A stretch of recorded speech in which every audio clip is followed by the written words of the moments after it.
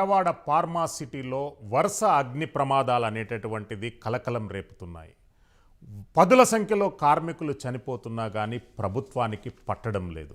తాజాగా డిసెంబర్ 26వ తేదీన లాజరస్ ల్యాబ్స్లో జరిగినటువంటి అగ్ని ప్రమాదంలో 5గురు కార్మికులు మృతి చెందిన ప్రభుత్వం దీనిపై ఉన్నత స్థాయి విచారణ చేసి ఫార్మా కంపెనీ యాజమాన్యంపై మరియు ఇతరులపై అంటే ఈ అగ్ని ప్రమాదానికి సంబంధం ఉన్నటువంటి వ్యక్తులపై ఎలాంటి చర్యలు చేపట్టకపోగా తాజాగా లాజరస్ ల్యాబ్స్ చెందినటువంటి అధినేత సత్యనారాయణ చావా వైఎస్ జగన్మోహన్ రెడ్డి గారిని కలిసి ప్రభుత్వ పథకానికి గాను 4 కోట్ల రూపాయల విరాళం అందించడం అనేటటువంటిది వివాదాస్పదంగా మారుతుంది. అసలు ప్రభుత్వ పథకాలకు, ప్రభుత్వ సంక్షేమ పథకాలకు ఒక క్రైమ్లో అక్యూజ్డ్గా ఉన్నటువంటి వ్యక్తి విరాళం అందిస్తే దాన్ని ఏ తరహాలో చూడాలనేటటువంటి అంశంపై రాజకీయ రగడ కొనసాగుతుంది. అసలు ఫార్మాసిటీ అగ్ని ప్రమాదాలకు కారణమేంటి? అక్కడ నిర్లిప్త వైఖరి వహిస్తున్నటువంటి యాజమాన్యాలపై కొరడా జులిపించేదెవరు? ప్రమాదంలో మృతి చెందినటువంటి కార్మికులకు కంపన్సేషన్ అందించేటటువంటి చర్యలు చేపట్టవలసినటువంటి బాధ్యత ఎవరిపైన ఉంది అనేటటువంటి అంశంపై రాజకీయ రగడ కొనసాగుతుంది. ఇలాంటి రగడలు కొనసాగుతున్నటువంటి తరుణంలో తాజాగా లాజరస్ ల్యాబ్స్ అధినేత సత్యనారాయణ చావా వైఎస్ జగన్మోహన్ రెడ్డి గారిని స్వయంగా కలిసి ప్రభుత్వ పథకాలకు గాను 4 కోట్ల రూపాయల చెక్కును విరాళంగా ఇవ్వడాన్ని ఎలా చూడాలనేటువంటి అంశంపై చర్చ కొనసాగుతుంది. మరిన్ని వివరాలకు మా విశాఖపట్నం ప్రతినిధి నాయుడు మరిన్ని అప్డేట్స్ అందిస్తారు. Over to Naidu.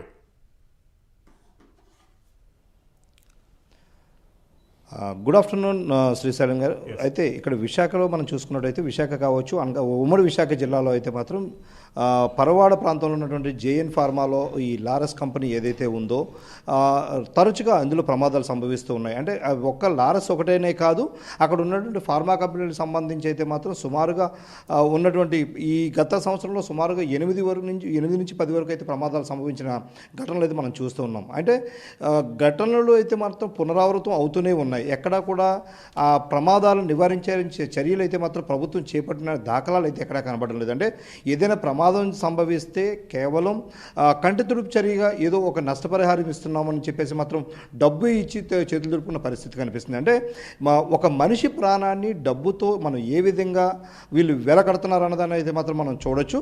అంటే డబ్బులు ఇస్తే మనిషి ప్రాణాలు తిరిగి రావు, కానీ రాష్ట్ర ప్రభుత్వం అయితే మాత్రం ఇటువంటి పరిస్థితులు అయితే కొనసాగిస్తున్న పరిస్థితి అవుతుంది. గత ప్రభుత్వం కావచ్చు, ఈ ప్రభుత్వం కావచ్చు, ఎవరైనా కూడా మనిషి ప్రాణాన్ని డబ్బుతో పరిస్థితి. అంటే తాజాగా చూసినట్టయితే కనుక లారస్ కంపెనీ అంటే ఈ అంశంపై పరవాడ పోలీస్ స్టేషన్లో ఎఫ్ఐఆర్ నమోదైందా కాలేదా? అంటే దీనిపై అయితే మాత్రం నామకే వాస్తే కేసులు నమోదు చేస్తున్న పరిస్థితులు. కేసు నమోదు చేస్తే అందులో సత్యనారాయణ చావా గారి పైన ఎఫ్ఐఆర్ నమోదైందా లేదా?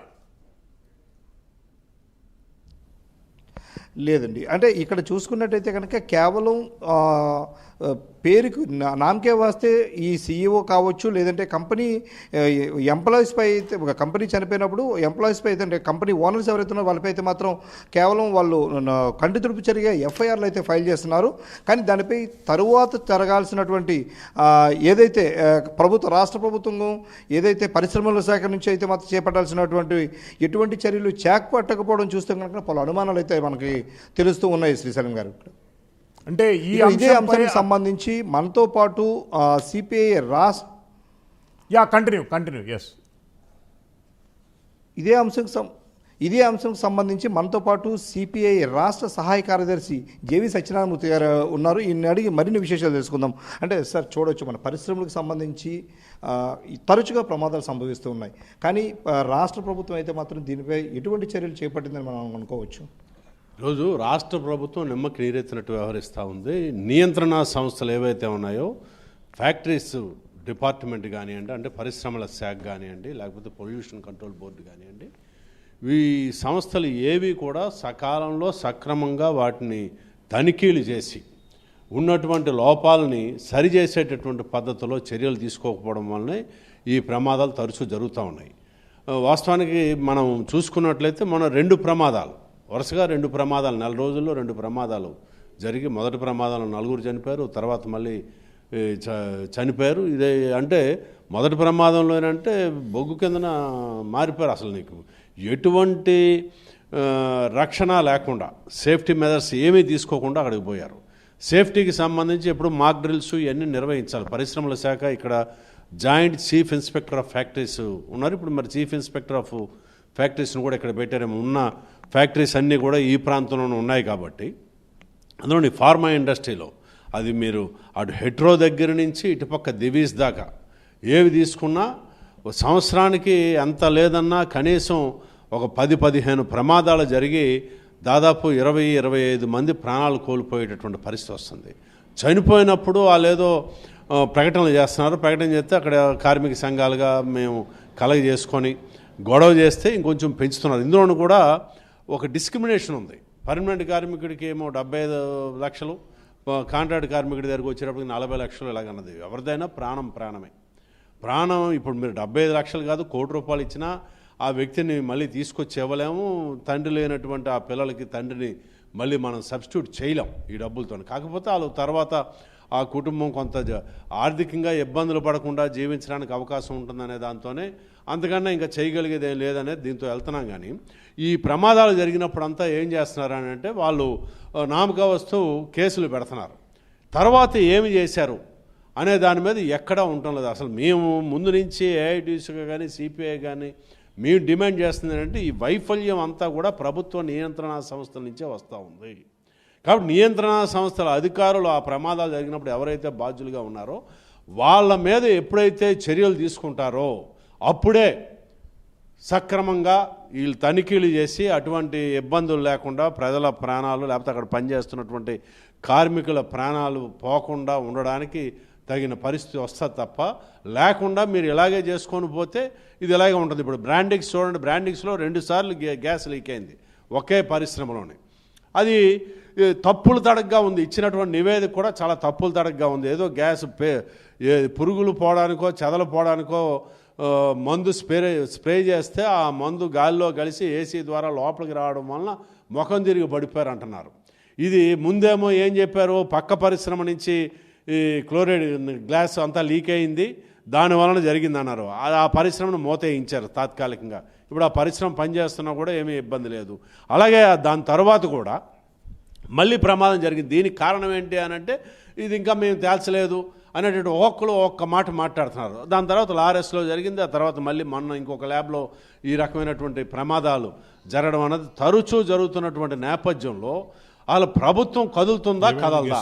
ఏ ప్రభుత్వం అధికారంలో ఉన్నా పారిశ్రామికవేత్తలకి అనుకూలంగా వాళ్ళ యొక్క విధానాలు ఉన్నాయి తప్ప అక్కడ పనిచేస్తున్నటువంటి కార్మికులకి భద్రత కానివ్వండి, వాళ్ళ వేతనాలు కానివ్వండి, వాళ్ళకి సంబంధించి మెరుగైన సౌకర్యాలు కల్పించడంలో ఎటువంటి శ్రద్ధ చూపించినటువంటి ప్రభుత్వాలు వాళ్ళ ప్రాణాలు గాల్లో కలిసిపోతూ ఉన్నా కూడా ఎటువంటి చర్యలు తీసుకోవట్లేదు. అక్కడ ఏదైనా ప్రమాదం జరిగిందని చెప్పని ప్రమాదంలో నష్టపోయినటువంటి కార్మికులకి మద్దతుగా మేము పోవడానికి ప్రయత్నం చేస్తే మమ్మల్ని అరెస్ట్ చేసి మా మీద కేసులు పెడుతున్నారు. కార్మికుల ప్రాణాలు మటుకు గాల్లో కలిపేస్తూ ఉన్నారు. ఇది ప్రభుత్వ వైఫల్యాల వలన ఇవి జరుగుతున్నాయి. ప్రభుత్వ సంస్థలు, నియంత్రణ సంస్థల వైఫల్యాల వలన ఈ ప్రమాదాలు జరుగుతూ ఉన్నాయి.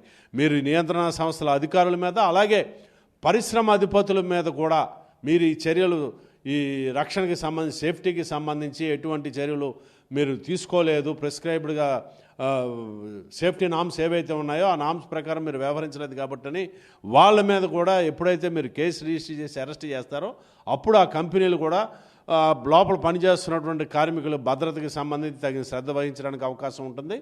తద్వారా అందులో పనిచేస్తున్నటువంటి కార్మికులకి భద్రత అన్నది లభిస్తుంది, ప్రమాదాలు కూడా నివారించడానికి అవకాశం ఉంటుంది. కాబట్టి ఆ పద్ధతిలో చర్యలు తీసుకోవాలన్నది మేము డిమాండ్ చేస్తూ ఉన్నాం. అంటే మనం చూసుకోవచ్చు, అంటే ఈ గతంలో అయితే మాత్రం విశాఖలో గత 3 సంవత్సరాల క్రితం జరిగిన ఎల్జీ పాలిమర్స్ సంబంధించి అయితే మాత్రం ప్రమాదం సంభవిస్తే ఇమీడియట్గా ఎఫ్ఐఆర్ చేయడం, అదేవిధంగా అరెస్టులు కూడా ఇమీడియట్గా చేయడం జరిగింది. కానీ మిగతా ఈ పారిశ్రామిక ఏదైతే ఫార్మా కంపెనీలకు సంబంధించి అయితే మాత్రం ప్రమాదాలు సంభవిస్తున్నప్పటికీ కూడా వాళ్ళపై అయితే నామకే వస్తే ఏదో ఎఫ్ఐఆర్లు ఫైల్ చేస్తున్నారు తప్ప దాని మీద అయితే పురోగతి అయితే ఎక్కడ కనబడలేదు. దీన్ని మనం ఏ విధంగా చూడొచ్చు అంటారు? ఇప్పుడు ఫార్మాది మనం పాలిమర్స్ దగ్గరికి వచ్చేటప్పటికి 10 మంది మరణించారు. అది తెల్లవారుజామున జరిగింది. ఆ గ్రామం మీదకి పోయింది. లోపల పరిశ్రమలో వాళ్ళు కాదు, బయట ఉన్నటువంటి ప్రజలు మరణించారు. అది పెద్ద సంచలనం, దేశవ్యాప్తంగా పెద్ద సంచలనం జరిగింది. రెండోది, ఆ రకమైనటువంటి ప్రమాదం ప్రపంచంలో ఇదే మొదటిసారి జరగడం కాబట్టి దాని మీద అందరి యొక్క దృష్టి ఉంది. రెండోది, అందులో చాలా వైఫల్యాలు బయటపడ్డాయి. ఆ పాలిమర్స్లోని ఎక్కడా నైపుణ్యం కలిగినటువంటి ఉద్యోగులు ఎవరూ లేరు. ఆఖరికి ఇంజనీర్లుగా పిలువబడినటువంటి వాళ్ళు కూడా ఐటీఐ విద్యార్హత ఉంది తప్ప వాళ్ళు కనీసం డిప్లొమా కూడా చేయలేనటువంటి వాళ్ళని కూడా ఇంజనీర్లుగా పెట్టి చేశారు. కాబట్టి దాని మీద ప్రభుత్వం కదిలింది. వెంటనే యాజమాన్యం కూడా అది మల్టీనేషనల్ కంపెనీది, అన్ని రకాల భద్రతా చర్యలు తీసుకుంటారు అని చెప్పినటువంటి కంపెనీ ఆ లోపాలన్నీ బయటకు వస్తాయనేటటువంటి దాంతో తక్షణమే వాళ్ళు చెప్పినట్టు ₹1 కోటి పరిహారం ఇచ్చేశారు. ప్రభుత్వం కూడా తన మీదకి రాకుండా చేయడం కోసం వెంటనే వాళ్ళని అరెస్ట్ చేశారనుకోండి. అరెస్ట్ చేయడం వలన మొత్తం సమస్య పరిష్కారం అవుతుందన్నది కాదు. ఇప్పుడు పరిశ్రమను మూతేశారు. అదే పద్ధతుల్లో అదే రకమైనటువంటి చర్యలు మన ఫార్మా ఇండస్ట్రీ దగ్గరికి వచ్చేటప్పటికి ఇక్కడ భద్రతా వైఫల్యం జరుగుతుంది. ఎందుకంటే పాలిమర్స్లో జరిగిన తర్వాత అదే రోజుల్లో 2 ఫార్మాసిటీలో 2 ప్రమాదాలు జరిగి ప్రాణాలు కోల్పోయారు కార్మికులు.